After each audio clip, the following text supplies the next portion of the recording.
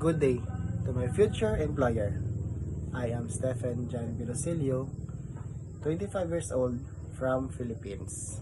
I am applying as a domestic helper. I'm single and has no child. I currently here in the Philippines. Here in the Philippines, I'm doing household chores like cleaning, gardening, pet care, and simple carpentry and any other work. In my previous job here in the Philippines, I was a houseboy for 4 years. Here in the Philippines, my life is very hard. I wake up 5 a.m. in the morning to prepare a meal from my employer, small piggery business, and to start my daily work routine.